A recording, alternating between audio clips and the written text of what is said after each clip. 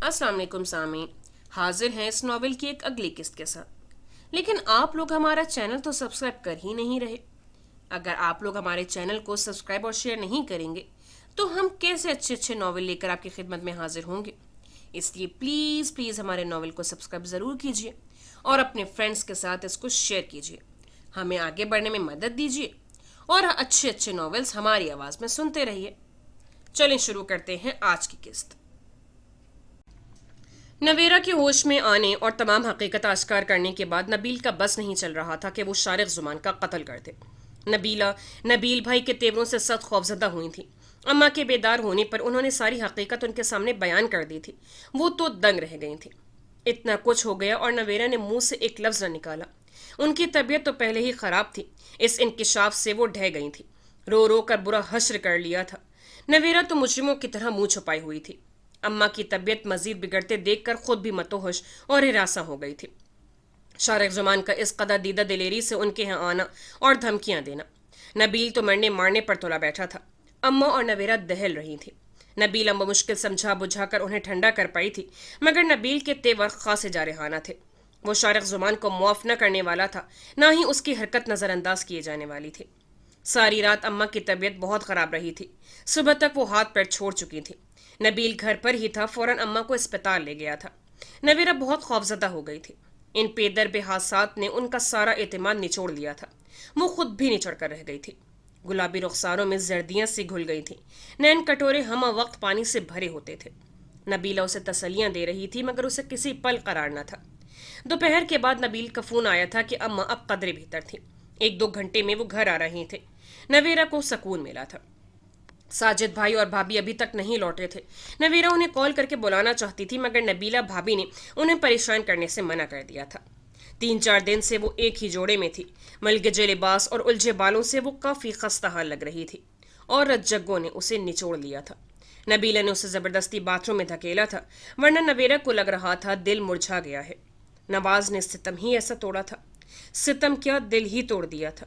وہ تو اسے ہونے والے شوہر کی حیثیت سے قبول کر چکی تھی، مگر اب شارق زمان کے انکشاف نے نویرہ کی ساری قوت سلب کر لی تھی۔ ساری رات وہ روتی رہی تھی۔ نواز فاروق کے انکار نے اسے اتنی اذیت نہیں دی تھی جس قدر اذیت شارق زمان کے انکشاف نے دی تھی۔ اسے شارق زمان کے ساتھ ساتھ نواز فاروق سے بھی نفرت ہو رہی تھی۔ نواز اسے محض اس لیے چھوڑ گیا تھا کہ شارق کے جھوٹ پر اس کا جی چاہ رہا تھا کہ ایک دفعہ وہ نواز فاروق اس کے سامنے آئے تو وہ بھرپور نفرت سے اس کے منہ پر تھوک دے۔ اس کی ذات اشتہار سی بن گئی تھی۔ شارق زمان نے اور نواز فاروق نے اس کو مار دینے میں کوئی کسر نہیں چھوڑی تھی۔ نہا کر نکلی تو نبیلہ بھابھی نے اس کے لمبے بالوں کو بہت محبت سے سلجھایا تھا۔ ادھر ادھر کی باتوں سے اس کا دھیان بٹانے کی کوشش کی تھی۔ نویرہ کا خاموش پشمردہ انداز انہیں دکھی کر رہا تھا۔ دل ہی دل میں وہ بھی شارق زمان اور نواز کو کوس رہی تھیں۔ ساجدہ باجی نے فون کیا تھا، یہاں کی خیریت دریافت کر رہی تھی۔ نبیلہ نے ہی کال ریسیو کی تھی۔ نویرہ انہیں فون کے ساتھ مصروف دیکھ کر کمرے سے نکل آئی تھی۔ راہداری سے گزرتے وہ باہر صحن کی سیڑھیوں پر آ بیٹھی۔ دل بہت گھبرا رہا تھا، جیسے ابھی کچھ اور ہونے والا ہے۔ وہ اماں کی صحت یابی کی دعائیں مانگنے لگی تھی۔ کال بیل ہوئی تو وہ چونکی تھی۔ نبیلہ شاید ابھی تک کال میں مصروف تھی، ورنہ وہ اسے اکیلا صحن میں نہ نکلنے دیتی۔ سر ڈھانپ کر وہ گیٹ کے پاس آئی تھی۔ جی کون؟ عادتاً اس نے پوچھا تھا۔ جی یہ نبیل صاحب کا ہی گھر ہے نا؟ دوسری طرف اجنبی مردانہ آواز تھی۔ نویرہ نے چونک کر چھوٹا سا گیٹ کھول کر باہر جھانکا تھا۔ درمیانی عمر کا آدمی تھا۔ یہ لوگ گاڑی گیٹ کے سامنے کھڑی تھی۔ جی نبیل صاحب ضروری کام سے راستے میں اتر گئے تھے۔ ان کی والدہ گاڑی میں ہیں، مجھے ایڈریس سمجھا کر بخیریت پہنچانے کا کہا تھا۔ آپ براہ مہربانی ان کو گاڑی سے باہر نکلنے میں مدد کریں، کافی کمزور ہیں وہ۔ اماں کا سن کر نویرہ فوراً گیٹ سے باہر نکلی تھی۔ وہ آدمی شاید ڈرائیور تھا۔ اس نے پچھلی سیٹ کی طرف اشارہ کیا تھا، ادھر ہے۔ نویرہ نے پچھلی سیٹ کا دروازہ کھولا۔ اس سے پہلے کہ وہ جھک کر اماں کو دیکھتی، پچھلی نشست پر دراز وجود ایک دم الرٹ ہوا۔ نویرہ بھی کچھ سمجھ ہی نہ پائی تھی کہ سیاہ چادر میں لپٹے وجود نے اسے اندر کھینچ لیا تھا۔ نویرہ کے حلق سے چیخ نکل گئی۔ اس سے پہلے کہ وہ ہاتھ پیر مارتی، کلوروفارم سے بھیگا رومال اس کے منہ پر رکھ دیا گیا تھا۔ جلدی کرو، گاڑی چلاؤ، اس سے پہلے کوئی ادھر آئے، نکلو یہاں سے۔ تاریک ہوتے ذہن کے باوجود وہ یہ آواز پہچان گئی تھی۔ اس کے دماغ پر ہتھوڑے سے برسے تھے۔ شارق زمان۔ اگلے ہی لمحے اس کا ذہن کھلی تاریکی میں تھا۔ نبیلہ بھابھی کا رو رو کر برا حال تھا اور نبیل بھائی کا غض و غضب تھے۔ وہ ہر جگہ فون کر کے رابطہ کر چکے تھے مگر ہر کوشش ناکام تھی۔ اماں تو پتھرا سی گئی تھیں، آنسو ان کی آنکھوں میں جم گئے تھے۔ اتنا بڑا حادثہ، اس کے باوجود وہ زندہ تھیں۔ وہ حیران تھیں۔ ساجدہ باجی فوراً فون سنتے ہی آئی تھیں۔ زوہا بھابھی میکے میں رک گئی تھیں جبکہ ساجد بھائی ابھی لوٹے تھے، اور یہاں آ کر جو سنا اس نے ان کے قدموں تلے زمین نکال چکی تھی۔ اتنا کچھ ہو چکا تھا اور انہیں کسی نے بتانے کی کوشش نہیں کی۔ وہ شکوہ کے نہ تھے مگر نبیل تو بھرا بیٹھا تھا۔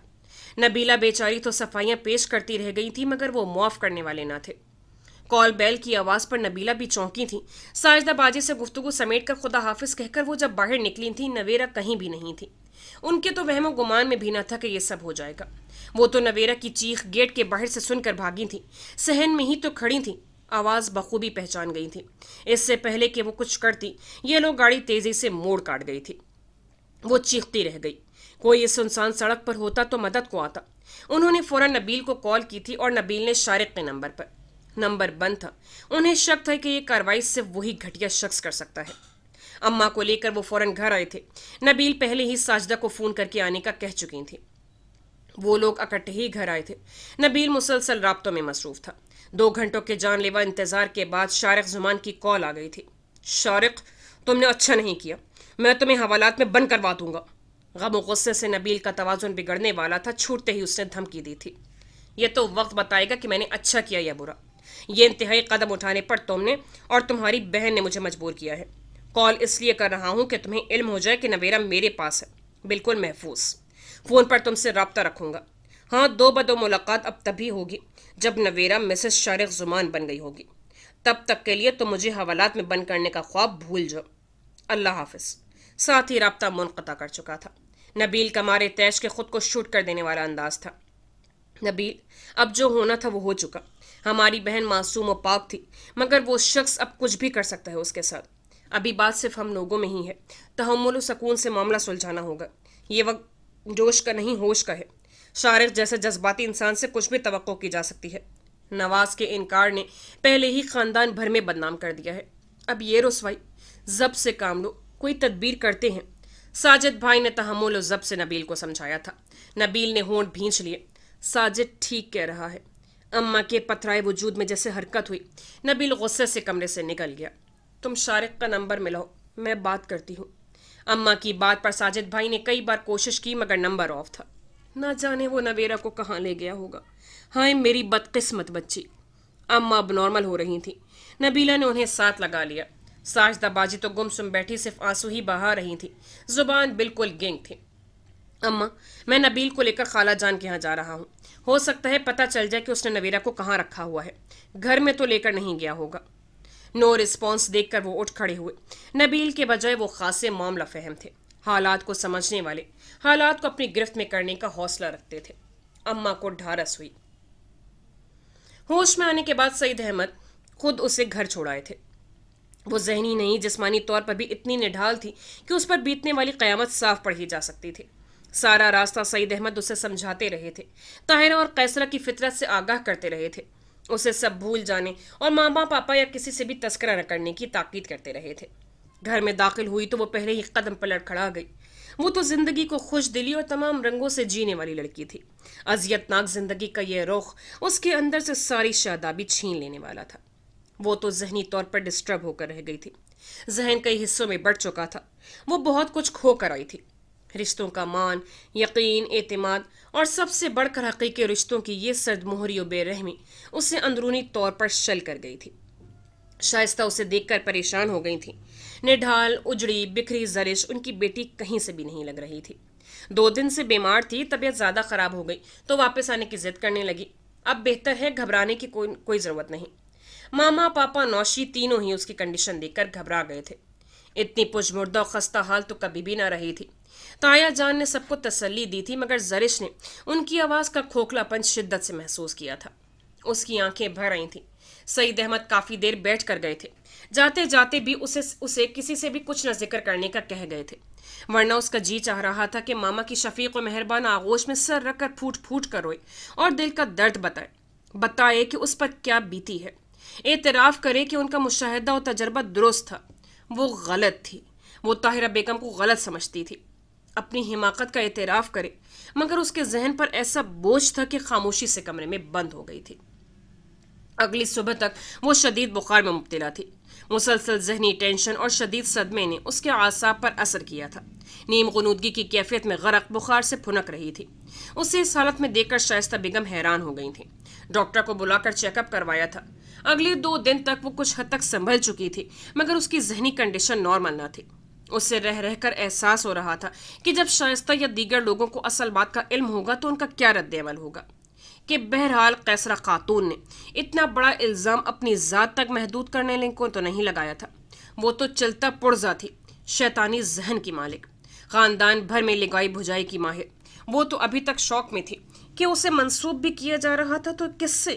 سمان احمد سے، جن کی وہ دل سے عزت کرتی تھی۔ پیش رفت کے باوجود وہ انکاری تھی۔ سمان احمد خود ماں کے رویے سے شوق میں تھا۔ وہ تو طاہرہ بیگم کے اس گیم سے دہک سا گیا تھا، اور زرش وہ مسلسل کرب سے گزر رہی تھی۔ اس واقعے کو یاد کرتے اس کے رونگٹے کھڑے ہو جاتے تھے۔ زرش، سو گئی ہو کیا؟ آنکھوں پر بازو رکھے وہ ابھی تک انہی لمحوں پر ماتم کنا تھی۔ نوشی کی آواز پر فوراً پلکوں پر اٹکے آنسو بازو پر رگڑے تھے۔ زرش، اسے اس طرح دراز دیکھ کر نوشی نے اس کا بازو ہٹایا تھا۔ وہ فوراً اس کی نگاہوں میں آنے کے بجائے کروٹ بدل گئی تھی۔ کیا ہے؟ بھیگی آواز تھی۔ نوشی ٹھٹک گئی۔ پچھلے 2 دن سے زرش نے بستر سنبھالا ہوا تھا۔ پہلے بھی وہ بارہا بیمار پڑتی تھی، مگر اتنی گمسم، چپ چاپ اور غمگین تو کبھی نہیں رہی تھی۔ کیا بات ہے؟ رو رہی تھی تم؟ اس نے فوراً اس کے بستر پر بیٹھ کر اس کا چہرہ اپنی طرف گھمایا تھا۔ نہیں تو، بس سر میں درد ہو رہا تھا، وہ مردہ مرجھائی سی آواز میں کہتے مسکرانے کی بھی کوشش کی، مگر یہ مصنوعی مسکراہٹ اس کے ہونٹوں پر بڑی عجیب سی محسوس ہوئی۔ بھیگی پلکیں بہت سے راز کھول رہی تھیں۔ وہ الجھ گئی۔ تو ٹیبلٹ لے لیتی، مجھے یہ ماما کو بتاتی، میں سر دبا دیتی۔ وہ انتہائی متفکر تھی۔ زرش کی اس بھرپور توجہ پر آنکھیں بھر آئیں۔ آج کل وہ بہت زیادہ ٹچی ہو رہی تھی، چھوٹی چھوٹی بات کو محسوس کر رہی تھی۔ نہیں، ایسا بھی درد نہیں ہو رہا۔ تم بتاؤ کیوں بلا رہی تھی؟ ہاں، میں بتانے آئی تھی کہ تایا ابو، پھپھو اور تائی امی آئی ہیں، نوشی بھرپور مسرت سے بتا رہی تھی۔ کیا؟ زرش کے اعصاب پر نوشی کے الفاظ نے آتش فشاں کا کام کیا تھا۔ طاہرہ بیگم اور ان کے ہاں آمد؟ قطعی ناقابل یقین۔ یقین نہیں آ رہا؟ مجھے بھی ابھی تک یقین نہیں آ رہا۔ ماما بھی حیران ہیں، اور تو اور پھپھو بھی، جو ان کے ساتھ مل کر آئی ہیں۔ یقیناً کوئی بڑی بات ہے، نوشین اس کی حیرت محسوس کر کے کہہ رہی تھی۔ زرش نے اتنی سختی سے ہونٹ بھینچے کہ جبڑے تک بھینچ گئے۔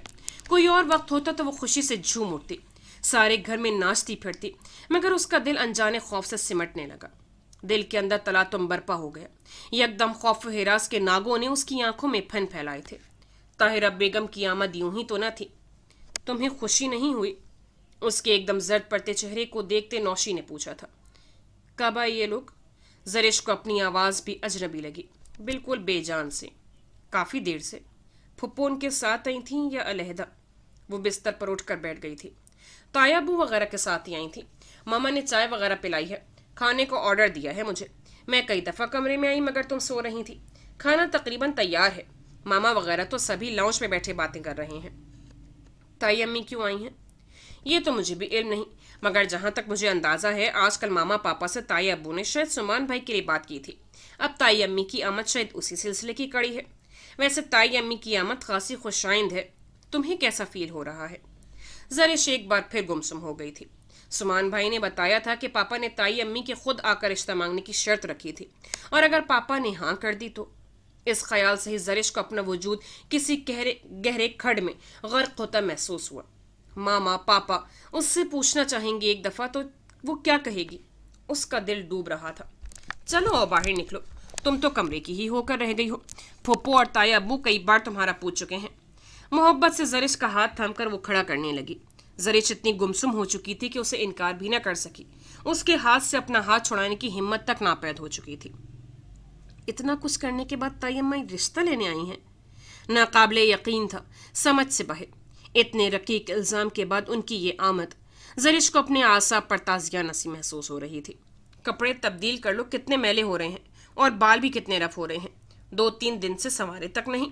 اسے کھڑا کر کے نوشی نے اس پر ناقدانہ سی نگاہ ڈالی تھی۔ زرش جو ابھی تک بخار محسوس کر رہی تھی اس کے تیور بگڑنے لگے، بمشکل خود پر جبر کر پائی تھی۔ نوشی نے اسے آئینے کے سامنے کیا تو بلا ارادہ ہی زرش کی نگاہ اپنے وجود پر پڑی۔ دیکھو تو صحیح، اتنی سی شکل نکل آئی ہے تمہاری، سب کو پریشان کر کے رکھا ہوا ہے تم نے۔ ہادی آپی کا فون آیا تھا، میں نے انہیں تمہارے متعلق بتایا تو فکر مند ہو رہی تھی، اور سمان بھائی کی بھی کال آئی تھی، تمہاری طبیعت دریافت کر رہے تھے، تمہارا خیال رکھنے کی خاص تاکید کی تھی۔ اب تمہیں اپنے لیے نہ صحیح سمان بھائی کے لیے ہی اپنا خیال رکھنا ہوگا، ماما پاپا کے ارادے کچھ اچھے نہیں۔ نوشی اسے سمان احمد کے نام پر چھیڑ رہی تھی۔ زرش جھنجھلا سی گئی۔ پلیز نوشی، میں ایسا مذاق قطعی برداشت نہیں کروں گی۔ اس کے انداز سے بھرپور مزاحمت ہوئی تھی۔ واہ بھئی، کیوں؟ ماما پاپا تو تمہارے اعتراض کو کبھی نہیں ماننے والے، تم چپ نہیں رہ سکتی۔ وہ سختی سے ٹوک گئی تو نوشی نے بغور دیکھا، چہرے پر برہمی کے علاوہ اور کچھ بھی نہ تھا۔ وہ فوراً بات ٹال گئی۔ سمان سے متعلق اس کے جذبات سے اچھی طرح واقف تھی، وہ تو بس چھیڑنے کو کہہ دیا تھا۔ اب تعصف ہوا۔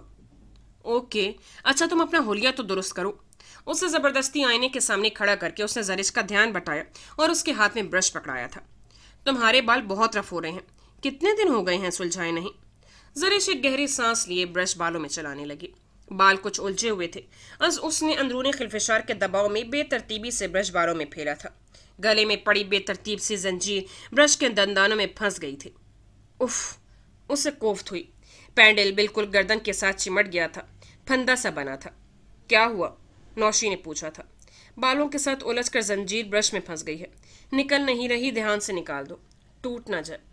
زرش، تم نے نوٹ نہیں کیا سمان بھائی نے تمہیں یہ لاکٹ کیوں گفٹ کیا؟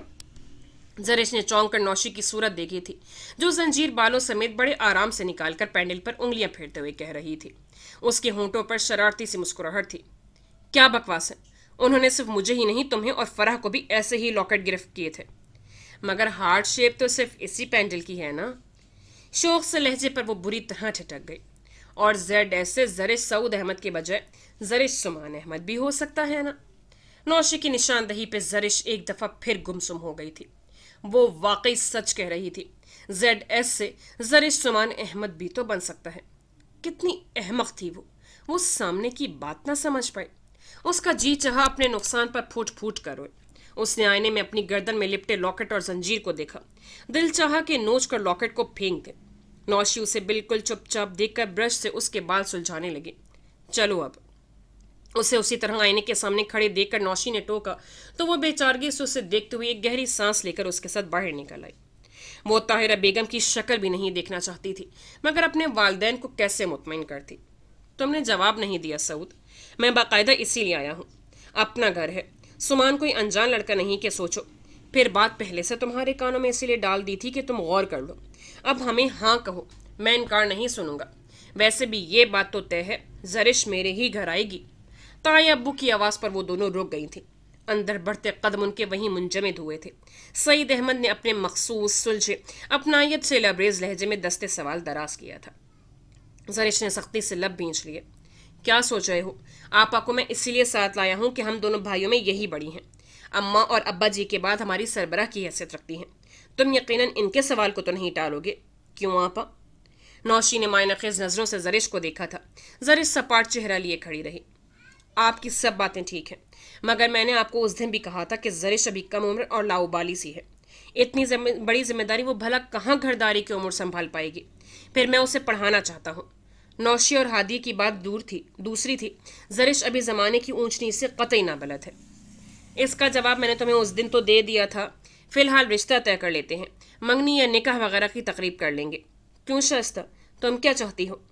انہوں نے اب کے خاموش شائستہ کو بھی درمیان میں گھسیٹا تھا۔ میں کیا کہوں، یہ تو ان پر منحصر ہے۔ وہ فوراً دامن بچا گئی تھی۔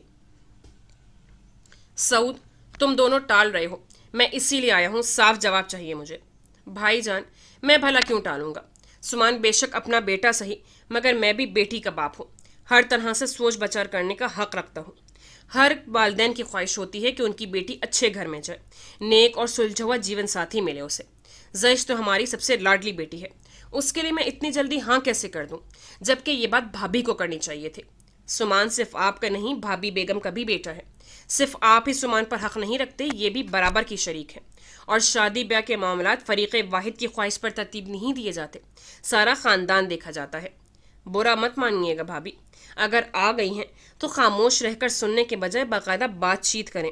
مجھ پر بیٹی بھاری نہیں ہے، اور بیٹیاں تو بادشاہ بھی بیاہتے ہوئے ہیں، مگر اچھے مستقبل کی آس میں۔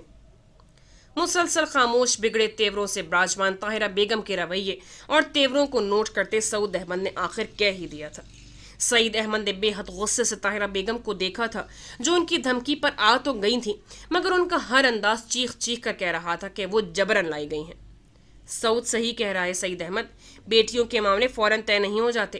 طاہرہ نے اگر یہاں آ کر پرانی رنجشوں کو بھلانے میں پہل کی ہے تو دل سے کرے، اس طرح بیٹھنے سے کیا حاصل؟ نفیسہ آپا نے بھی ٹوک دیا۔ انہیں طاہرہ بیگم کے انداز و اطوار بالکل اچھے نہ لگے تھے۔ مجھے انہوں نے دھمکی دی تھی کہ اگر میں ان کے ساتھ نہ آتی تو بے شک کہیں بھی چلی جاؤں۔ میں آ گئی ہوں، اس سے زیادہ آپ کیا چاہتے ہیں؟ اتنی دیر سے برداشت کرتی طاہرہ بیگم ایک دم چٹک گئی تھی۔ خاصے بد لحاظ انداز میں جوابی کارروائی ہوئی تھی، سب ہکا بکا رہ گئے تھے۔ طاہرہ، سعید احمد فوراً برہم ہوئے تھے۔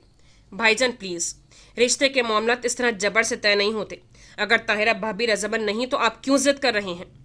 سعید احمد کا طاہرہ بیگم پر گرجنا شائستہ بیگم کو ذرا اچھا نہ لگا تھا، تو انہوں نے فوراً کہہ دیا، میں ضد نہیں کر رہا، اس میں میرے بیٹے کی بھی خوشی ہے، جسے یہ کم عقل عورت اپنی بہن کے اشاروں پر ناچتے ہوئے ملیا میٹ کرنے کی کوشش میں ہے۔ ضد اس نے باندھی ہوئی ہے، میں نے نہیں۔ غم و غصے، تعصف و ملامت آمیز نگاہوں سے انہوں نے طاہرہ کو دیکھا تھا۔ آپ مجھے اس طرح اس گھر میں لا کر کیا ثابت کرنا چاہتے ہیں؟ اس طرح مجھے برا بھلا کہہ کر قائل کر لیں گے تو یہ بھول ہے آپ کی۔ سمان کی پسند اتنی گھٹیا نہیں ہو سکتی۔ میرے بیٹے کو ورغلایا ہے پہلے اس عورت نے، اور اب اس کی پاک باز بیٹی نے۔ الفاظ تھے کہ ذہن میں بجھے تیر۔ زرش کا چہرہ تاریک تر ہو گیا تھا۔ طاہرہ، بھابھی بیگم ہوش میں رہ کر بات کریں۔ سعود احمد طاہرہ بیگم کی زبان کے جوہر دیکھ کر ایک دم دھاڑے تھے۔ زرش اور بیوی سے متعلق ایک بات بھی نہیں سن سکتے تھے۔ کیوں اتنی تکلیف ہو رہی ہے؟ بتایا تو ہوگا تمہیں بھی، کیا کارنامے سر انجام دے کر آئی ہے میرے گھر میں؟ طاہرہ، زبان کو لگام دو۔ سعید احمد دھاڑے تھے۔ زرش کو اپنا سر چکراتا محسوس ہوا۔ اس نے دیوار کا سہارا لیا تھا۔ طاہرہ بیگم بس بم پھوڑنے کو تھی۔ اس کا جی چاہا وہ بس اسی لمحے اسے موت آ جائے، یا پھر زمین پھٹے اور وہ اس میں سما جائے۔ ہر کوئی میری زبان کو لگام دیتا ہے، اپنے کرتوت کوئی نہیں دیکھتا۔ ہر دفعہ میں ہی کیوں ہار مانوں؟ کبھی یہ لوگ بھی تو جھکتے۔ ہر دفعہ آپ نے ان لوگوں کے کہنے پر مجھے ان کے سامنے ذلیل کیا ہے، میری اولاد تک کو مجھ سے متنفر کر دیا ہے۔ انہوں نے شرط باندھی کہ میں آ کر رشتہ مانگوں۔ ہاں میں آئی ہوں، مگر شائستہ کو یہ بتانے کہ میں تھوکتی بھی نہیں ہوں ایسی لڑکی پر جو شادی سے پہلے ہی بغیر کسی رشتے کے ہر حد پار کر جائے۔ بہو بنانا تو دور کی بات ہے۔ کوئی بم تھا جو وہاں موجود ہر فرد کے اعصاب پر پھوڑا گیا تھا۔ زرش لڑکھڑا گئی تھی۔ نوشی پھٹی پھٹی آنکھوں سے اندر کا منظر دیکھی گئی۔ طاہرہ، سعید احمد بے بسی کی انتہا پر تھے، باقی سب بے یقینی سے دیکھ رہے تھے۔ سب سے بری حالت شائستہ اور سعود احمد کی تھی۔ آپ مجھ پر گرج برس کر میری زبان کو نہیں روک سکتے۔ جو سچ ہے وہ سچ ہے۔ آپ نے بھی تو دیکھا تھا زرش کو سمان کے ساتھ، پھر کیوں پردہ ڈال رہے ہیں؟ طاہرہ بیگم پر کسی چیز کا بھی اثر نہ تھا، نہ غصے کا اور نہ ہی سختی کا۔ سعود اور شائستہ تو گینگ سے تھے۔ بکواس بند کرو۔ سعید احمد جو بمشکل خود پر ضبط کر رہے تھے، طاہرہ بیگم کے ان الفاظ نے ان پر آتش فشاں کی طرح کام کیا تھا۔ وہ جو کبھی ہاتھ اٹھانے کے قائل نہ تھے، ان کا ضبط جواب دے گیا تھا۔ ان کا ہاتھ طاہرہ بیگم کے چہرے پر اٹھ گیا تھا۔ سعید بھائی جان! نفیسہ آپ اور شائستہ دہل کر کھڑی ہوئی تھی۔ طاہرہ بیگم چپ ہو گئی تھی۔ غصے سے سعید احمد کو دیکھا جو پھٹ پڑنے کو تھے۔ زرش کی چیخ نکلتے رہ گئی تھی۔ بے اختیار منہ پر ہاتھ رکھا۔ نوشی بھی ڈر گئی تھی۔ تمہیں عزت راس ہی نہیں۔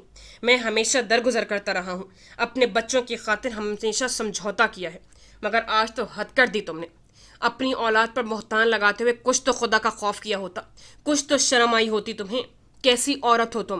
یہ فطرت تو سانپ کی ہے، اپنے ہی بچوں کو کھا جانے والی۔ مجھ پر اس طرح چیخ چلا کر میری زبان کو روک لیں گے، مگر حقیقت خود اپنا آپ منوا رہی ہے۔ اگر یہ سچ نہیں تو پھر آپ کیوں تیار ہو رہے ہیں اس قدر جلدی شادی کے لیے؟ وہ ایک لمحے کو چپ ہوئی تھی، اگلے ہی پل پھر دو بدو تھی۔ سعید احمد کو اپنے سینے کے بائیں طرف درد اٹھتا محسوس ہوا۔ یہ سب کیا تھا؟ وہ کیا سن رہے تھے؟ یہ کیسا بہتان تھا؟ उन्हें कुछ समझ नहीं आ रहा था कि क्या हो रहा है। क्या एक दफ़ा फिर उनकी औलाद किसी इल्ज़ाम के जद पर आने को थी? हादिया के बाद ज़रिश भी? ये रिश्ते नाते तय करने का कौन सा तरीका है? वो फटी फटी आंखों से देख रहे थे। उन्होंने हाथ उठाकर अपना सीना मसला, मगर दर्द था कि बढ़ता ही जा रहा था, नाकाबिले बर्दाश्त हद तक। अगर मुझे इल्म होता कि तुम ये सब करोगी तो मैं कभी यहाँ आने की गलती ना करता। सईद अहमद के लहजे की शिकस्तगी एकदम गहरी हुई थी। सईद और ताहिरा, इस तरह लड़ने झगड़ने के बजाय आराम से बात करो। क्या मामला है? ताहिरा ऐसा क्यों कह रही है? नफीसा आपा ने टोका था। उनकी तो खुद समझ में नहीं आ रहा था कि ताहिरा क्या कह रही है। बकवास करती है ये औरत। वो नफरत से फुनकारे थे। उनका बस नहीं चल रहा था कि उस औरत का गला दबा दे। हाँ, मैं बकवास करती हूँ। तुम सऊद अहमद बेटी को बुलवा कर पूछ लो मैं क्या बकवास कर रही हूँ। बताया तो नहीं होगा तुम्हें तुम्हारी बेटी ने। आखिर को इतनी दीदा दलेरी से माँ बाप को अपने कारनामे कौन बताएगा? वो वार करने से फिर भी नहीं चूकी थी। शाइस्ता सो साकित रह गई थी। सऊद अहमद के अंदर इश्तियाल बरपा हुआ था। पहेलियां बुझवाने के बजाय साफ बात करे। सीने का दर्द नज़रअंदाज करते हुए उन्होंने सख्ती से कहा था। ताहिरा बेगम तंजियां हंसी। बेटी को बुलवा लो, पूछ लो, साफ पता चल जाएगा। इस जवाब पर सऊद अहमद का दिमाग घूम गया था। एकदम लगा ताहिरा ने जमाने की कीचड़ उन पर उछाल दी हो। जरिश! सऊद अहमद की गर्जदार आवाज गूंजी तो सब सुनती जरिश चौंकी। नौशी ने फौरन डर कर उसका हाथ थामा था। ताहिरा की सारी बकवास उन दोनों ने सुनी थी। दोनों उस बकवास का मफहूम अच्छी तरह समझती थी। नौशी ने कुछ उलझ कर उसे देखा तो वो नजरें चुरा गई। जरिश! इस दोबारा पड़ने वाली पुकार पर वो काम सी गई। बाप के सामने जाने की शर्म ही ऐसी थी कि उसे अपने वजूद से जान निकलती महसूस हो रही थी। ताहिरा के इस कदर रकीक इल्जामात ने उसके सोचने समझने की सलाहियतें सर्व कर ली थी। ऐसी घटिया जहनियत भी रखती थी वो सोच भी नहीं सकती थी। उसके तो वहमो गुमान में भी ना था कि वो इस तरह गेम खेलकर उसे उसके अपने ही घर में अपने वालदैन के सामने जलील कर सकती हैं। मुर्दा कदमों और बंद होते दिल के साथ वो आगे बढ़ी थी, जबकि ताहिरा की इस ऊपरी चाल से जहन माफ हो चुका था। जरिश, बताओ मुझे, ये क्या कह रही हैं? क्या कर चुकी हो तुम? बताओ! वो गरजे थे। दिल का दर्द बढ़ता ही जा रहा था। बाबा का ये गुस्सा, ऐसा जलाल और आंखों से निकलती नफरत और अजियत की बिजलियां उससे पहली बार उनकी आंखों में देखी थी। सऊद अहमद का चेहरा सुर्ख हो रहा था। एक हाथ सीने पर था, दिल को बुरी तरह मसल रहे थे। उसने तो उनको हमेशा हलीम व शफीक और मेहरबान रूप में देखा था। इस अंदाज में पहली बार नजर आ रहे थे। अपने नाकर्दा गुनाहों पर आंसू तमाम हदें पार कर गए। सूरत हाल ऐसी ही थी कि अपनी सफाई में कुछ कह ही ना सकी, फिर बताती भी क्या? शर्म से मर जाने को उसका जी चाहा। सऊद, तुम जरिश को क्यों घसीट रहे हो? जो भी पूछ रहे हैं मुझसे पूछो। इसमें इस बेचारी का क्या कसूर? इसे क्या समझ? फिर बोहतान का कोई सर पर हो तो बात करे। नहीं भाई साहब, इसे बताने दे। इसके मुतालिक इतनी बड़ी बात इतनी आसानी से कैसे कह दी गई? जवाब दो जरिश। शाइस्ता बेगम भी फुनकारी तो वो चौंक गई। ये उसके वालदैन के तेवर थे, उससे अंदर तक पढ़ लेने वाले वालदैन के। जरिश को अपना दिल बंद होता महसूस हुआ। उसे लगा कि अगर आज उसने अपने हक में कुछ न कहा तो फिर सारी उम्र जबान पर कुफ्र लगा लेगी। वो माँ बाप की निगाहों में हमेशा के लिए गिर जाएगी। आंखों में बरसात जारी थी, दिल में दर्द हलकोरे खा रहा था। इंतहाई बेबसी से सईद और ताहिरा बेगम को देखा। ताहिरा बेगम नफरत से चेहरा मोड़ गई और सईद अहमद शर्मिंदगी और निदामत से सर झुका गए। सऊद अहमद अपना सीना मुसलसल मसल रहे थे। जरिश को अपना वजूद पारा पारा होता महसूस हुआ। पापा! वो हाथों में चेहरा छुपाकर जब्त खो गई। नफीसा फुप्पो ने उसे थाम कर साथ लगा लिया। जरिश, बताओ क्या बात है? उन्होंने हौसला दिया। प्लीज़ पापा मामा, मुझ पर यकीन रखें, ये सब झूठ है, बकवास है इनकी। मेरे और आपके खिलाफ साजिश है। भला आपकी बेटी ऐसी हो सकती है? खुदा की कसम सुमान भाई मेरे भाई हैं। वो कुछ भी सोचें, कुछ भी कहें, मैंने उन्हें हमेशा अपना भाई समझा है। यकीन करें ये सब बहतान है। मुझ पर एतमाद करें। सऊद अहमद को लगा उनकी तकलीफ एकदम बढ़ गई हो। जरिश की सफाई उनके अंदर सकून बनकर उतरी थी, मगर साथ ही दर्द भी था। यानी ताहिरा एक दफ़ा फिर जीत गई थी। उन पर लगने वाला ये वार पहले की निस्बत अब ज्यादा तकलीफ दे था। अपनी महरूमियों का बदला इस तरह ले रही थी, ना रसाई का बदला। उनकी हालत एकदम बिगड़ी थी। सीने के अंदर उठती दर्द की टीसें नाकाबिले बर्दाश्त थीं। वो सोफे पर बैठ गए थे। सऊद! कई आवाजें उभरी थीं। पापा! जरिश लपक कर उन तक पहुंची थी। उनके हाथ थाम लिए थे। सऊद, क्या हुआ? आंखें खोलो। ان کی آنکھیں بند تھیں، وہ سختی سے سینہ مسل رہے تھے۔ درد لمحہ بلمحہ ناقابل برداشت ہوتا جا رہا تھا۔ نوشی، شائستہ بیگم اور زرش تو بلک بلک کر رونے لگی۔ سعود، ان کے ہاتھ پاؤں سون ہو رہے تھے۔ سعید احمد نے اس طرح بگڑتی حالت دیکھ کر پرملال نظروں سے طاہرہ بیگم کو دیکھا۔ وہ بھی کچھ خفت سے دوچار ہو رہی تھی۔ یہ صورتحال ان کے لیے بھی کچھ نئی تھی۔ سعود، ہوش کریں، پلیز بھائی جان کچھ کریں، انہیں ڈاکٹر کے پاس لے چلیں، ہم تو لٹ جائیں گے اگر انہیں کچھ ہو گیا تو۔ سعود احمد بے ہوش ہو چکے تھے، شائستہ بیگم بلک رہی تھیں، دونوں بچیاں رو رہی تھیں۔ اگر سعود کو کچھ ہوا تو میں اب کے تمہیں کبھی معاف نہیں کروں گا۔ طاہرہ پر اپنی نفرت و حقارت سے بھری نگاہ ڈالتے وہ آگے بڑھے تھے۔ ایک لمحے کو طاہرہ بھی ان کی سرد نفرت بھری نگاہ سے خائف ہوئی تھیں، مگر پھر سر جھٹک گئی تھیں۔ سعید احمد تیزی سے سعود احمد کو اٹھا کر باہر کی طرف لپکے تھے۔ آنکھ کھلنے پر وہ کچھ سمجھ نہ سکی تھی۔ ذہن بالکل خالی تھا، آنکھوں میں کوئی منظر نہ دل میں کوئی خیال تھا۔ وہ بے تاثر نگاہوں سے چھت کو دیکھی گئی، تبھی اپنے قریب ہونے والی آہٹ پر اس کی پلکیں حرکت میں آئیں۔ تھینک گاڈ، تمہیں ہوش تو آیا۔ شارق زمان اس پر جھکا تھا۔ وہ بس دیکھی گئی۔ یہ کون سی جگہ تھی، وہ کہاں تھی؟ نگاہیں ابھی تک بے تاثر تھیں۔ لگتا ہے ابھی تک تم کلوروفارم کے زیر اثر ہو۔ یار اب ہوش میں آ جاؤ، اس سے زیادہ بے ہوشی میں افورڈ نہیں کر سکتا۔ ادھر تمہارے غیرت مند بھائی میرے تعاقب میں ہر جگہ چھاپے مار رہے ہیں، مگر بے سود ہے، تم اس وقت محفوظ جگہ پر ہو۔ یہاں تو تمہارے بھائی تو کیا، کوئی پرندہ بھی پر نہیں مار سکتا۔ شارق زمان کے لہجے کی کھلکھلاہٹ و شوخی عروج پر تھی۔ نویرہ کو اپنے دل و دماغ پر دھماکے سے محسوس ہوئے۔ ایک ایک کر کے کئی مناظر نگاہوں کے سامنے آتے چلے گئے۔ دل و دماغ کی گرہیں کھلتی چلی گئیں۔ نویرہ کی پھٹی نگاہیں خود پر جھکے شارق زمان پر ٹھہر سی گئی تھیں۔ وہ بے یقین سی تھی، زبان قوت گویائی سے محروم ہو چکی تھی۔ وہ اس شخص سے ہر قسم کی توقع کر سکتی تھی، مگر یہ اقدام اس کے ذہن کے کسی گوشے میں بھی نہ تھا۔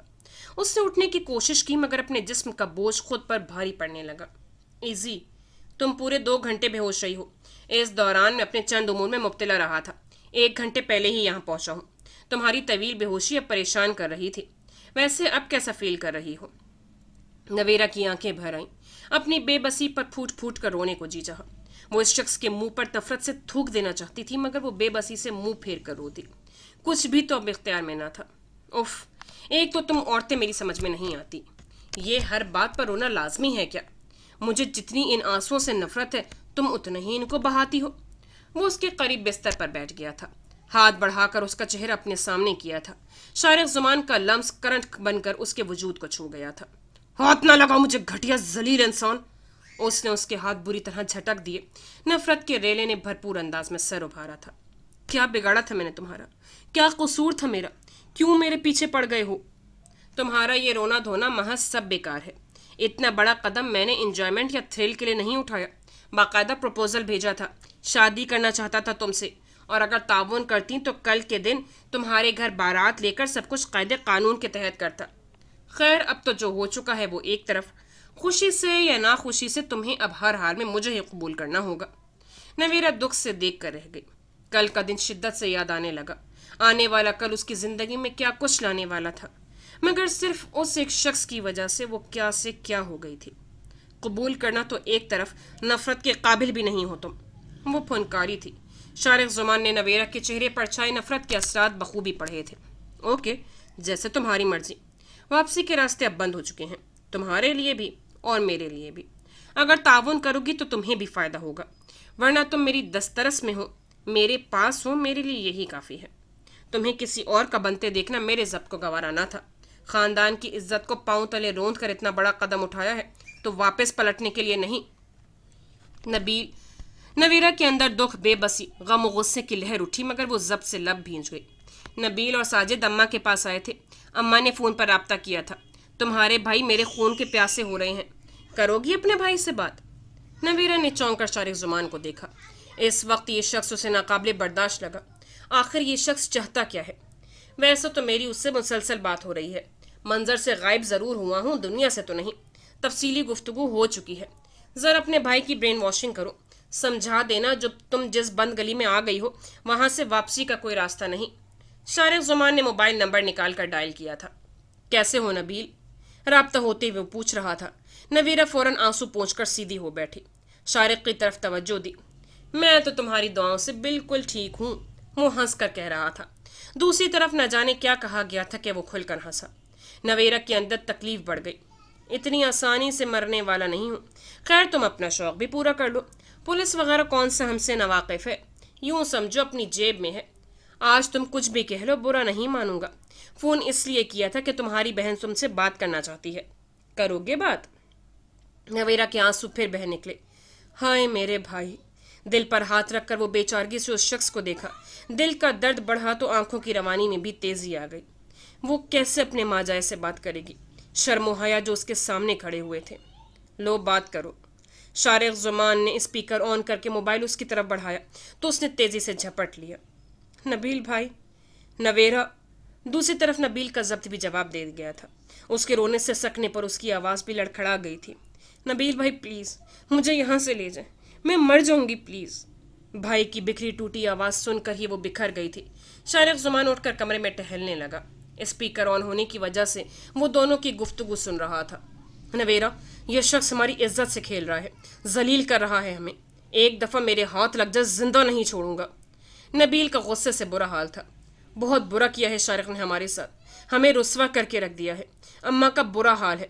वाजदा खाला तो अभी तक बेयकीन है कि शारिक ऐसी कोई हरकत कर सकता है। कहाँ हो तुम? ठीक तो हो ना?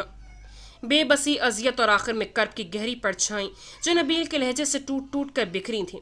नवेरा नबील के सवाल पर लब भींच गई थी। शारिक ने आगे बढ़कर उसके हाथ से मोबाइल ले लिया। वो हक्का बक्का रह गई। शारिक जुमान ने स्पीकर ऑफ करके मोबाइल कान से लगा लिया। सुनो। हाँ, हो गई बहन से बात? हो गई तसल्ली? बेफिक्र रहो, इतना बड़ा कदम बेखौफ खतर उठाया है तो सारे कायदे कानून पूरा करूंगा। अब तुमसे तभी मुलाकात होगी जब नवेरा एहसान को मिसेस शारिक जमान बनाकर तुम्हारे सामने लाऊंगा। तुम्हें भी तो बहन को देखने मिलने की बड़ी जल्दी है। थोड़ा सा सब्र कर लो, आज की रात ये इंतज़ाम भी हो जाएगा। तब तक के लिए अल्लाह हाफिज। शारिक जुमान ने मोबाइल ऑफ किया तो नवेरा बल खाकर रह गई। नवेरा, एहसान अभी इतनी अर्जा नहीं हुई कि तुम उसे ऐसे ओछे हथकंडों से मजबूर कर लो। मुझसे शादी करना तुम्हारी भूल है। मैं ऐसा कोई लम्हा आने से पहले मौत को गले लगाना ज़्यादा बेहतर समझूंगी। नफरत से कहते वो फिर हाथों में चेहरा छुपा गई थी। इन लम्हों में ये अल्फाज, ये रद्द अमल फितरी था, वरना तो मरने को जी चाह रहा था। न जाने उसकी माँ पर क्या बीती थी। रह रह कर अम्मा का ध्यान आ रहा था। नवेरा, जिद ना दिलाओ। मुझसे पहले एक गलती हुई थी। बंदा बशर हूँ, कोई फरिश्ता नहीं। अल्लाह का शुक्र है उसने मुझे किसी गलत अमल से बचा लिया, मगर अब मैं सब कुछ दाव पर लगाकर तुम्हारी तरफ बढ़ा हूँ। हाँ, अब के मैं गलत हूँ, मगर ये तो देखो, ये सब कुछ मैं तुम्हारी मोहब्बत में तुम्हारे लिए कर रहा हूँ। सिर्फ तुम्हें पाने को, तुम्हें अपनाने को। मेरी मोहब्बत, मेरे जुनून को समझने की कोशिश करो। मोहब्बत और जंग में सब जायज़ है। हरगिज़ नहीं। बस मुझे वापस छोड़ दें प्लीज़। शारिक जुमान को धीमा पड़ते देखकर नवेरा ने सख्ती से इनकार करते हुए उसके सामने हाथ जोड़ दिए थे। मुझ पर, मेरे घर वालों पर रहम खाएं। छोड़ दे मुझे, प्लीज़ छोड़ दे। शारिक जो उसे बगौर देख रहा था, उसने उसके दोनों हाथ थाम लिए। नवेरा इस जिसारत पर तड़प सी गई। अपने हाथ छुड़ाने चाहे मगर गिरफ्त इंतहा की सख्त थी। जानती हो मैं तुमसे इतनी मोहब्बत क्यों करने लगा हूँ? नवेरा ने रोती आंखों से लरसती पलकियां उठाए उसे देखा, जिसके वजूद की कुर्बत उसके तन मन को जुलसाए दे रही थी। हाथ जल उठे थे। शारिक जुमान धीमे से मुस्कुराया था। मुझे तुम्हारी हया मार गई है। उसकी नज़रें झुकाने पर वो बोला था। मैंने औरत के ऐसे ऐसे रूप देखे हैं कि मुझे औरत के नाम से ही घिन आती थी। अपनी माँ और बहन का हवाला मेरे लिए किसी अजाब से कम ना था। मैंने औरत के नाम को अपने वक़ार, अपनी इज्जत और गैरत से खेलते देखा है। ऐसे में तुम्हारा वजूद अपने नफ्स को काबू में रखते, अपनी ईमान की हिफाजत करना। शुरू में तुम्हारी तरफ मुझे कशिश ने मुतवज्जे किया था, फिर जब तुम्हें बगौर देखा, तुम्हें परखा, तो तुम्हारा वजूद मेरे लिए किसी रोशन मीनार से कम ना था। तुम्हारी शर्म हया ने मुझे तुम्हारी तरफ राग़िब किया है।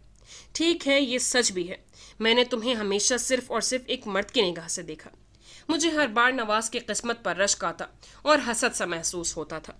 मेरा दिल चाहता था कि मैं सब कुछ तहस नहस कर दूं। मेरे अंदर बर्दाश्त बहुत कम है। अपने आप से लड़ना कभी सीखा ही नहीं है।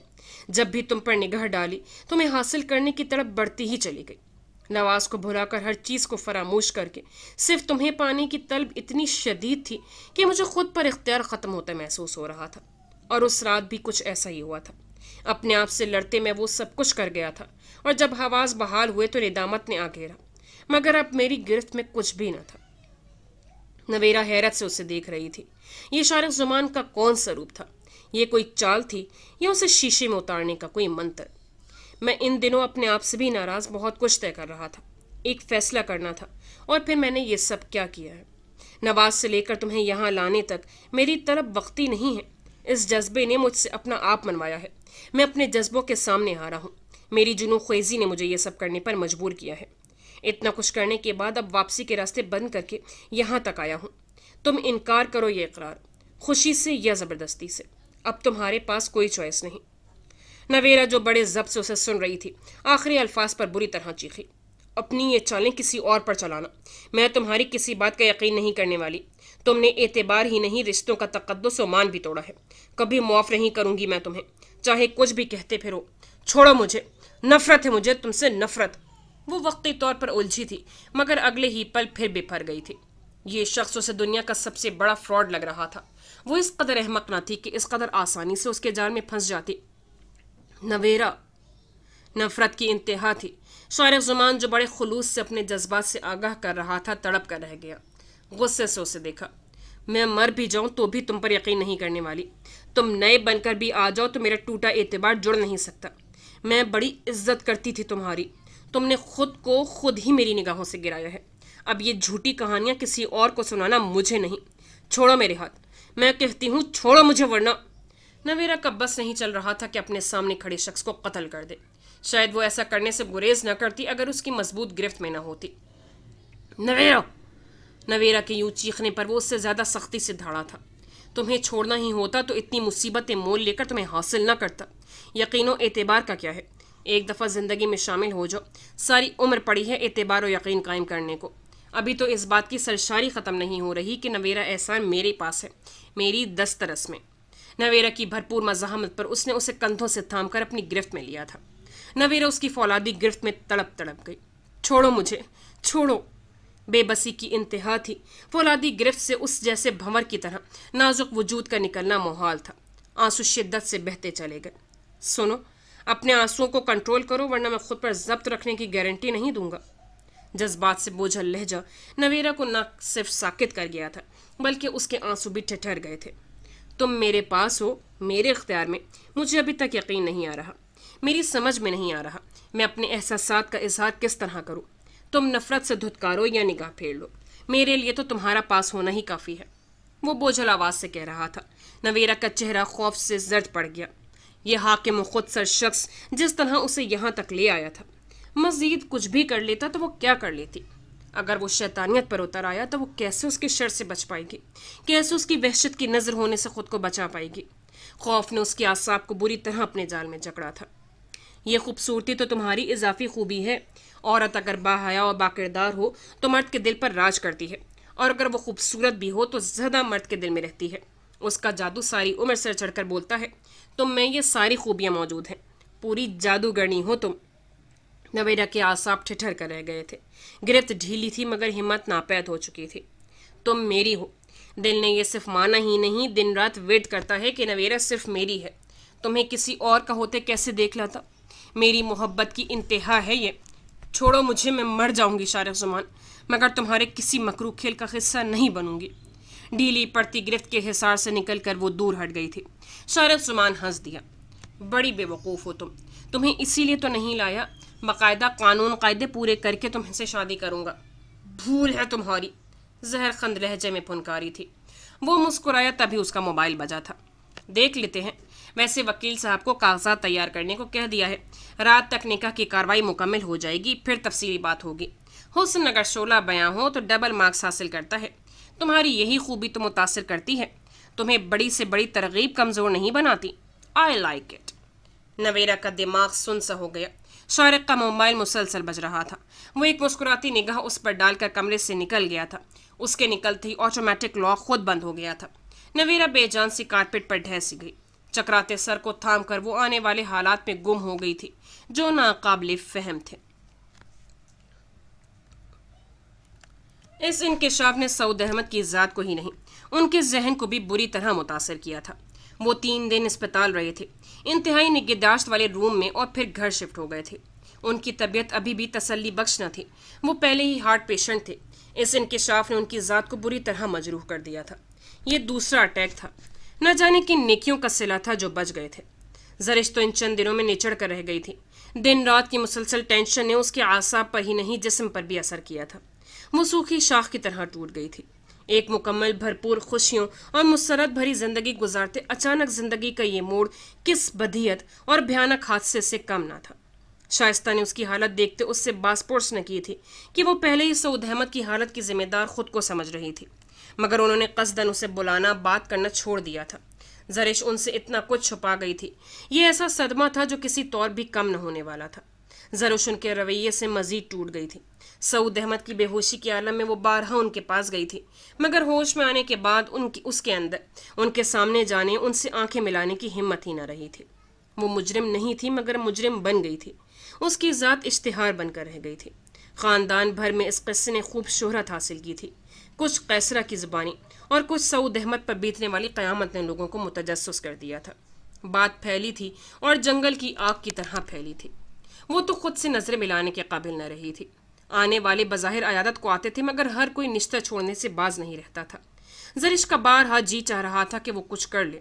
جذباتی وہ شروع سے ہی تھی، سوچ کی انتہا کا کوئی عالم نہ تھا۔ سمان صرف ایک دفعہ ہاسپٹل گیا تھا۔ سعود احمد بے ہوش اور شائستہ بیگم خاموش۔ سمان احمد کے اندر کی شکستگی بڑھ گئی تھی۔ احساس جرم دوبارہ جانے کی ہمت چھین لی تھی۔ سمان دوبارہ عیادت کو نہیں آیا تھا۔ ہاں، علی اور فرح مسلسل آ رہے تھے۔ سعید احمد تو ہم وقت سعود کے ساتھ ہی تھے، مگر گھر آتے ہی شائستہ نے انہیں آنے سے منع کر دیا تھا۔ بہت قطعی انداز تھا۔ کیوں؟ ان کا احتجاج بھرپور تھا۔ اتنا کچھ ہو جانے کے باوجود آپ یہ بات کہہ رہے ہیں؟ اب تو کیوں کا سوال ہی نہیں رہا۔ وہ شرمندہ ہو گئے تھے۔ سمجھانے کو لب کھولے تو شائستہ نے وہاں سے قدم ہٹا لیے اور وہ کتنی دیر تک گمسم رہے۔ اب اس گھر کے دروازے بھی ان پر بند ہو رہے تھے۔ اس احساس نے دل پر ضرب لگائی تھی۔ ان سے یہ رشتہ چھوٹ رہا تھا۔ بھائی کا رشتہ اب ہمیشہ کے لیے چھوٹ رہا تھا۔ انہیں لگا کہ کسی نے کند چھری ان کے گلے پہ پھیر دی ہو۔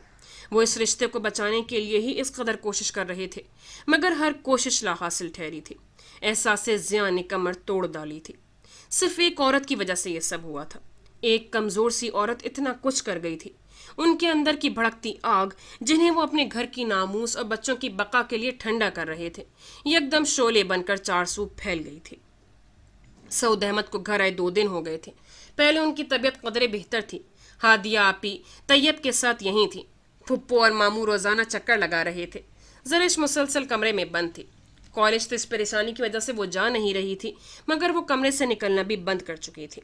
سعود احمد اس کی طرف سے بالکل خاموش تھے اور شائستہ نظر انداز کرنے کی پالیسی اپنائے ہوئی تھی۔ شائستہ سعود احمد کو میڈیسن دے کر انہیں آرام کرتا دیکھ کر کمرے سے باہر نکلی تو نوشی نے روک لیا۔ ماما؟ شائستہ بیگم نے جواب دیا۔ زرش کو سمجھائیں، نہ وہ کچھ کھا رہی ہے نہ پی رہی ہے، کمرے میں بند ہو کر رہ گئی ہے۔ بہت ضد کرنے پر چند نوالے کھا لیتی ہے۔ اتنے دنوں سے ایسے ہی کر رہی ہے، صرف دودھ کے گلاس پر گزارا کر رہی ہے یا پھر میرے اصرار پر چند لقمے لے لیتی ہے۔ وہ چونک کر رک گئی تھیں۔ وہ نظر انداز اسے ضرور کر رہی تھیں مگر اتنی غفلت تو کبھی نہ کی تھی۔ کب سے ایسا کر رہی ہے؟ انہوں نے متفکر ہو کر نوشی سے پوچھا۔ زرش ان کی بھی چہیتی اور لاڈلی بیٹی تھی۔ اس کو پہنچنے والی تکلیف ان کے لیے بھی ناقابل بیان تھی۔ جب سے وہ تائی ابو کے گھر سے آئی ہے، پہلے تو بخار کی وجہ سے، مگر اب تو وہ کمرے میں بند ہو گئی ہے۔ آپ نے بھی اس پر توجہ نہیں دی۔ 1-2 دفعہ ہاسپٹل گئی ہے، اس کے بعد تو وہ کمرے سے نکلنے سے بھی گئی۔ میں نے 1-2 دفعہ کہا بھی کہ کالج چلی جاؤ، مگر وہ جیسے ساری دنیا سے کٹ گئی ہے۔ نوشی کی آواز بھیگ گئی تھی۔ شائستہ بیگم کو تشویش لاحق ہوئی۔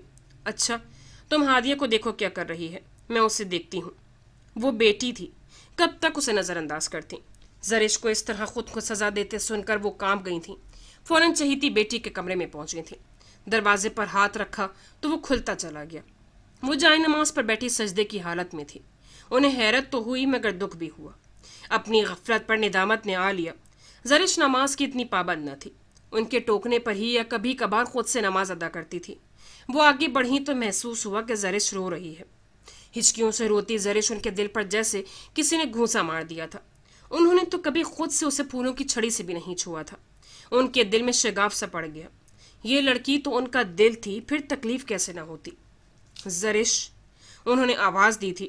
ان کے لایانی رویے نے اسے توڑ کر رکھ دیا تھا۔ ان کے دل سے گویا کوئی ٹکڑا ٹوٹ کر گرا تھا۔ اس کی پکار پر زرش فوراً سیدھی ہوئی تھی، منہ صاف کر کے فوراً پلٹی تھی۔ شائستہ کو اتنے دنوں بعد اپنے کمرے میں دیکھ کر چونکی تھی۔ ماما، آپ؟ اس کی حیرت بالکل بجا تھی۔ شائستہ بیگم کو ندامت نے آ گھیرا۔ سعید احمد انہیں سب کچھ بتا چکے تھے۔ فرح بھی ان سے بہت کچھ کہہ کر گئی تھی۔ ہاں، سمان احمد بالکل خاموش رہا تھا۔ اس نے اپنی صفائی میں ایک لفظ بھی نہ کہا تھا سوائے اس کے، چچی جان مجھے معاف کر دیجیے گا، میری ذات آپ اور زرش کی اس درجہ حتق و ذلت کا باعث بنی۔ بخدا میرا مقصد یہ کبھی نہ تھا۔ میں نے تو محبت سے بھی بڑھ کر زرش کا احترام کیا ہے، پھر میں اسے کیسے رسوا ہونے کا سوچ بھی لیتا۔ ہر چند کی میری ہر ممکن کوشش یہی رہی کہ زرش بے خبر ہی رہے، مگر جب ایسا ممکن نہ رہا تو میں نے مزید پیش رفت کی تھی۔ میں نے آنے والے حالات کو سنوارنا چاہا تھا، مگر اپنے ہی ہاتھوں سے اپنی اور زرش کی بربادی کا سامان کر بیٹھا۔ مجھے معاف کر دیجیے گا، ہر چند کے میری ذات سے لگنے والا یہ بہتان مجھے قابل معافی نہیں ٹھہراتا۔ اور اس کے بعد سمان چلا گیا تھا۔ سمان نے ان کے سامنے دوبارہ آنے کی کوشش نہیں کی تھی۔ وہ تو خود بھی ان حالات سے اور سب سے بڑھ کر سعود احمد کی بیماری نے انہیں متوحش کر دیا تھا۔ زرش، انہوں نے آگے بڑھ کر زرش کو تھام لیا تھا۔ اس سارے قصے میں بھلا زرش بیچاری کا قصور کہاں تھا؟ اسے تو بے قصور سزا مل رہی تھی۔ زرش اولاً تو شائستہ کو اس قدر رنجیدگی کے بعد اپنے سامنے دیکھ کر ہی حیران تھی۔ ان کے ہاتھ تھامنے پر بکھر سی گئی۔ ماما، وہ تو جیسا سہارے کی ہی منتظر تھی۔ اس کے اندر کی طغیانی ٹوٹا ہوا بند ثابت ہوئی تھی۔ وہ بکھر گئی تھی۔ رسوائی کوئی بھی ہو خون کے آنسو رلاتی ہے۔ بیٹی کے ایک دکھ پر ان کی آنکھیں بھی جل تھل ہو گئی تھیں۔ انہوں نے اسے تھام کر صوفے پر جگہ لی تھی۔ زرش قالین پر بیٹھی ان کی گود میں سر رکھے پھوٹ پھوٹ کر روئی تھی۔ غربت بیتنے والی قیامت حرف بحرف بتائی تھی۔ اس طرح تو وہ کبھی نہ روئی تھی۔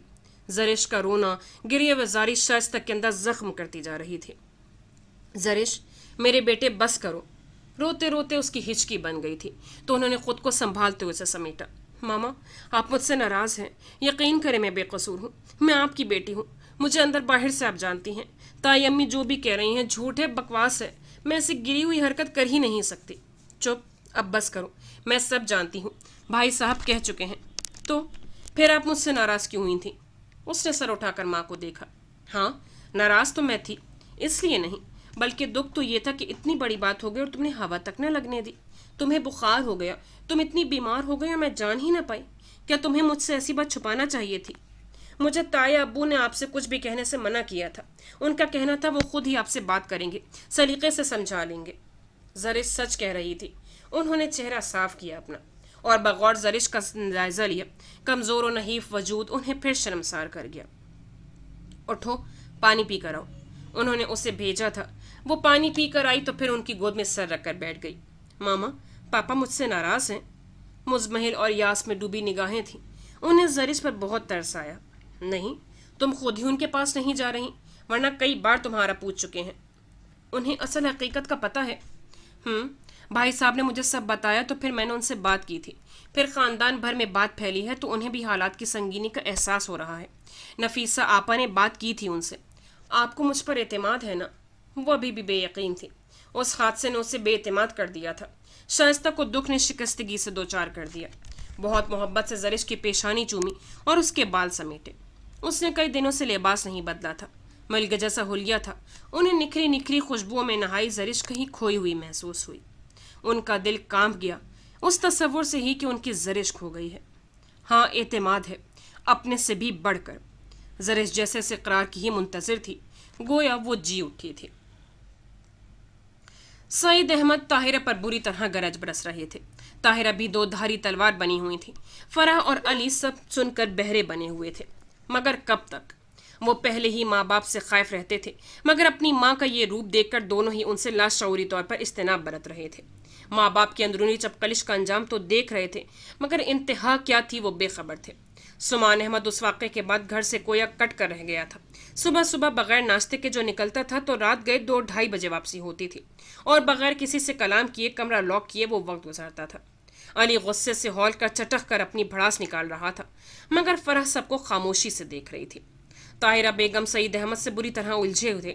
طاہرہ بیگم کو وہ گھر چھوڑ کر نکل جانے پر زور دے رہے تھے، اور یہ گھر نہ چھوڑنے پر مصر، بات بات پر گھر چھوڑ کر جانے کی دھمکی دینے والی طاہرہ اس دفعہ بڑے اعتماد سے اپنی جگہ پر مضبوطی سے ڈٹی ہوئی تھی۔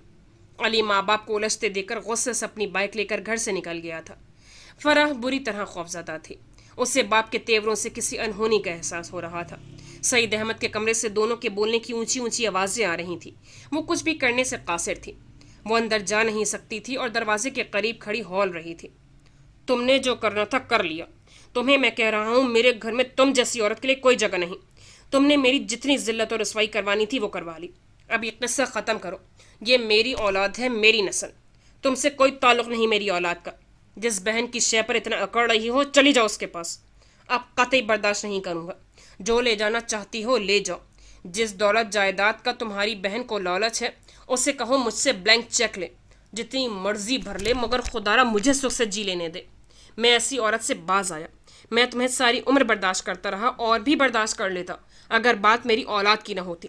لوگوں نے مجھ پر جتنا تھوکنا تھا تھوک چکے، بہت سہلی یہ جگہ سہی۔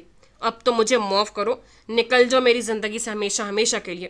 تم جو فیصلہ چاہو گی میں بھجوا دوں گا۔ فرح کے قدم دہلیز پر ہی ٹھٹک گئے تھے۔ اتنا قطعی انداز، غصے سے بھپرے لہجے میں وہ محو کلام تھے۔ صورتحال سنگین تر تھی۔ فرح لرز اٹھی۔ ان کے گھر کا بکھرا ہوا شیرازہ اب تنکا تنکا ہونے کو تھا۔ وہ فوراً دہلیز پار کر گئی تھی کہ اب مداخلت ناگزیر ہو چکی تھی۔ امی، ابو، وہ کبھی بھی ماں باپ کے معاملے میں نہیں آئی تھی مگر اب مجبور ہو گئی تھی۔ کیا ہو گیا ہے آپ لوگوں کو؟ کیا کر رہے ہیں آپ؟ وہ بے بسی سے صرف دونوں کو دیکھ پائی تھی۔ مسلسل آنسوں بہاتی، گریہ وزاری کرتی طاہرہ اور غصے سے کمرے میں ٹہلتے سعید احمد دونوں نے اسے دیکھا تھا۔ پتہ نہیں کیسے ماں باپ ہیں آپ، خود غرض۔ کچھ تو احساس کریں، اپنا ہی تو ہمارا ہی کر لیں۔ دنیا کی نظر میں ہم لوگ تماشا بن گئے ہیں۔ وہ پھوٹ پھوٹ کر رو دے۔ سعید احمد تڑپ اٹھے۔ فرح بیٹا، تم جاؤ، یہ تمہارا معاملہ نہیں۔ وہ حیرت زدہ بھی تھے۔ ان کی خاموش تباہ بیٹی اس طرح کہہ رہی تھی۔ کیوں نہیں ہے یہ ہمارا معاملہ؟ کیا آپ ہمارے والدین نہیں ہیں؟ وہ سوالیہ دیکھ رہی تھی۔ وہ نظریں چرا گئے۔ کتنی آسانی سے کہہ رہے ہیں ہمارا معاملہ نہیں۔ پلیز ابو جی، ہماری خاطر ہی سمجھوتا کر لیں۔ امی، خدا کے لیے کچھ تو خیال کریں۔ آپ کی بھی بیٹی ہے، آپ کا کیا دھرم میرے آگے بھی آ سکتا ہے، کوئی مجھے بھی اس طرح ذلیل کر سکتا ہے، کچھ تو خدا کا خوف کریں۔ سعید احمد تو تڑپ کے آگے بڑھے تھے۔ فرح، انہوں نے روتی بیٹی کو تھامنا چاہا تو وہ پیچھے ہٹ گئی۔ جینے دیں ہمیں، ذہنی مریض بنا رہے ہیں آپ لوگ اپنی اولاد کو۔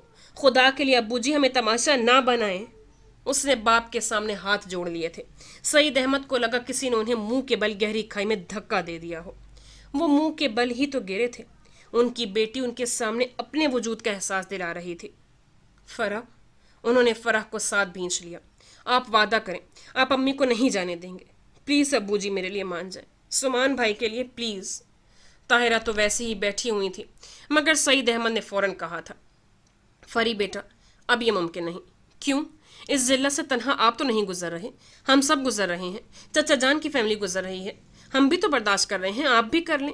مان کیوں نہیں لیتے جو امی چاہتی ہیں؟ یہ چچا کی فیملی کو ناپسند کرتی ہیں تو مان لیں، ضد والی کون سی بات ہے؟ ختم کر دیں یہ سب تعلق، توڑ دیں ہماری خاطر، ہماری بقا کے لیے۔ وہ ماں باپ کے ٹوٹے رشتے کو ہر حال میں جوڑے رکھنا چاہتی تھی، چاہے کیسی بھی سہی۔ تم کچھ نہیں جانتی، ضد نہیں کرو۔ تو پھر ٹھیک ہے، آپ دونوں اپنی اپنی ضد پر قائم رہیں۔ بکھر جائے گی آپ کی اولاد، اس سے پہلے کہ آپ لوگوں کے کیے کا بھگتان آپ کی اولاد بھگتے۔ کچھ تو سوچ لیں ورنہ کچھ کھلا کر ہمیں مار دیں، پلیز مار دیں ہمیں، تاکہ اس روز روز کی ذلت سے تو چھٹکارا مل جائے۔ وہ شدت سے رو رہی تھی اور سعید احمد گنگ رہ گئے تھے۔ یہ فرح کیا کہہ رہی تھی؟ ہذیانی انداز میں وہ چیخی تھی، ان کے اعصاب شل ہو گئے تھے۔ فرح ان سے اتنی بڑی بات کہہ گئی تھی۔ انہوں نے بے بسی سے روتی ہوئی فرح کو دیکھا اور دور بیٹھی طاہرہ بیگم کو، پھر آہستگی سے فرح کے سر پر ہاتھ رکھ کر اسے ساتھ لپٹا لیا تھا۔ خاموشی سے اسے ساتھ لیے باہر نکل آئے تھے۔ سعید احمد فرح کے رویے پر چپ ہو کر سوچنے پر مجبور ہو گئے تھے۔ ان کی تو زندگی تو برباد ہو گئی تھی، اب ان کی اولاد تماشا بن رہی تھی۔ عثمان سب سے دور اسلام آباد جا بسا تھا۔ وہ زبان سے کہتا نہیں تھا مگر وہ جانتے تھے کہ اس کے رویے کی وجہ کیا ہے۔ علی کا مزاج ہی نرالا تھا، ماں سے فوراً بدزن ہو جانے والا۔ سمان احمد ان کی اولاد ہی نہیں، سب سے دھیمے اور ٹھنڈے مزاج کا انسان تھا۔ اور پھر فرح تھی ان کی چہیتی اور لاڈلی بیٹی، مگر طاہرہ کی نفرت نے ان کی اولاد کو بکھیر دیا تھا۔ وہ گمسم ہو گئے تھے۔ وہ ایک انتہائی فیصلہ کر چکے تھے مگر فرح کا یہ ہذیانی انداز دیکھ کر مجبور ہو گئے تھے۔ دل اندر سے جل رہا تھا مگر وہ بیٹی کی خاطر سب برداشت کر گئے تھے۔ رات تک فرح خود کو بحال کر چکی تھی۔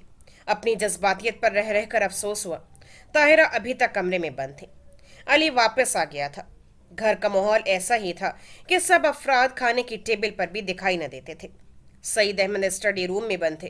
رات کے کھانے سے انہوں نے انکار کر دیا تھا۔ علی اور اس نے برائے نام ہی کھانا کھایا تھا۔ سبحان احمد کی تو رات گئے سے پہلے واپسی ناممکن تھی۔ سارا دن وقفے وقفے سے فرح کی آنکھیں جل تھل ہوتی رہی تھیں۔ علی کمرے میں چلا گیا تو وہ ٹی وی لگا کر بیٹھ گئی۔ گھر میں سناٹے اور جامد خاموشی کا راج اسے اندر سے کاٹ رہا تھا۔ گھر کا سکوت توڑنے کو اس نے آواز بلند کر لی تھی۔ ٹیلی فون کی بیل پر وہ متوجہ ہوئی تھی۔ سعد جمال کے انکشاف کے بعد وہ اتنی ڈس ہارٹ ہوئی تھی کہ اس نے کال تک ریسیو کرنا چھوڑ دیا تھا۔ اس کی بلا سے فون بجتا رہے۔ وہ سی ایل آئی پر نمبر دیکھ کر لائن کاٹ دیتی تھی۔ کتنا تنگ کیا تھا اس شخص نے اسے۔ وہ کس قدر دکھ اور اذیت سے دوچار رہی تھی۔ یقین و مان بکھرا تھا۔ سعد جمال ایک معتبر ہستی کی حیثیت رکھتا تھا، کبھی بے تکلفی کا رشتہ نہ تھا۔ وہ تو تکلف کی حد تک بھی اس شخص سے محو کلام نہ ہوئی تھی، پھر یہ سب کیسے قبول کر لیتی؟ اس نے اپنے کمرے سے بھی فون ہٹا دیا تھا۔ وہ اس شخص کا تصور ذہن کے دریچے سے بھی مٹا دینا چاہتی تھی۔ وہ اس شخص کی آواز بھی سننا نہیں چاہتی تھی۔ سعد جمال کی دن میں کئی کئی کالیں آتی تھیں، وہ ہر بار بحری بن جاتی تھی۔ اس نے اس طرف سے نگاہیں بند کر لی تھی، مگر اب سی ایل آئی پر جگمگاتے نمبر کو دیکھ کر وہ گمسم ہو گئی تھی۔ بیل مسلسل بج رہی تھی۔ گہرے سکوت میں بیل کی آواز سور اسرافیل سے کم نہ تھی۔ مجبوراً کال ریسیو کرنا پڑی۔ ہیلو، فرح؟ دوسری طرف فوراً پہچانا گیا تھا۔ مزمحل سی فرح مزید مزمحل ہو گئی۔ جی فرمائیے۔ لہجے کی تلخی بھرپور تھی۔ شکر ہے کفر ٹوٹا۔ تم کال ریسیو کیوں نہیں کر رہی تھی؟ تمہیں پتہ ہے میں کتنا پریشان ہوں؟ کس قدر؟ ہمیشہ سنائی دینے والی زندگی اور شوق سے بھرپور آواز اس دفعہ مرجھائی اور بے تاب سنائی دی۔ تو میں اس سلسلے میں کیا کر سکتی ہوں؟ اس دنیا میں کون سا ایسا شخص ہے جو پریشان نہیں؟ اس شخص نے اسے اتنی اذیت دی تھی کہ وہ اسے کبھی معاف نہ کرنے والی تھی۔ تلخی سے بھرپور انداز میں تھا۔ فرح؟ اس قدر بے مروت رویے پر بے بسی سے پکار پڑی تھی۔ فرح کو اپنے اعصاب چٹکتے محسوس ہوئے۔ کیوں کال کی ہے؟ اب کون ہے اس گھر میں جسے بیوقوف بنانا لازم ہے؟ تندی اور تیزی سے اس نے خاصی ترشی سے کہا تھا۔